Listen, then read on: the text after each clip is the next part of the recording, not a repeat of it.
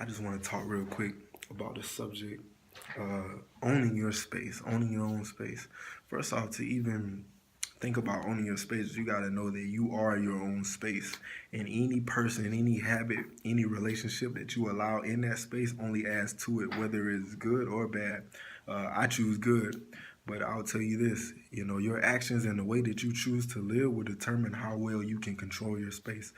If you look around at different friendships and different relationships, you got people running over people, different relationships. You got one spouse running all over the other spouse, abuse and different things like that. That doesn't happen overnight. You have to condition yourself. You have to be in toxic environments and allowing people to contaminate your space for periods of time, over time, in order to get to that point. Different things that we see in the media and different videos that we see going viral, different things that's happening. That's a lot of that is just contamination. Different friends that you allow to be in your close circle, who you allow to influence you, because close friends are some of your biggest influences. So if all they're speaking is doubt, all they're speaking is fear, if that's all that you feel and coming from them, they're doubting your dreams or telling you, oh, you might can't do that because of this, or you might can't do that because of this happened in your past. Think about it. Are they really your friend? Are they really pushing you and trying to propel you forward into the purpose or into what you want to do or what you feel that you've been called to do by God?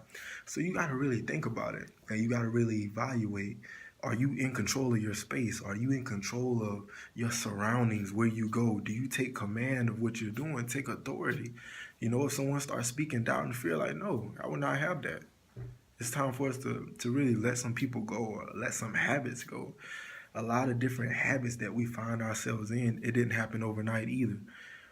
Sometimes we start things and then we're like, oh, we just want to see how it is. And the next thing you know, you fell into it. That's how different addictions happen. Certain habits of doing bad things, or you become conditioned on these things. And usually it's because of what you allowed in your space. It usually starts off with the influence that you were around, whether it was your parents, a relationship you were in, certain friendship. Usually it's friendships because that's usually who you're around the most, unless you're in high school and you're with your parents, but usually it's friendships. So whatever they do, your closest 4 or 5 friends or 3 friends for some people, whatever they do, you will become conditioned on that because you see it. They're close to you. You are emotionally attached with them. So whatever they do, you will do. I don't care what anybody says. Oh, my friends can do this and that, but I'm not going to do it. Over time, you will. I promise you, you will, because those are the biggest influences in your life. If they're doing good, if you see that they're really pushing towards goals and making things happen, that's going to influence you to really push yourself forward and propel into what you feel that you're called to do. But if they're doing just bad stuff, bad habits, aligning themselves outside of the will of God, eventually you're going to be in the same way. There's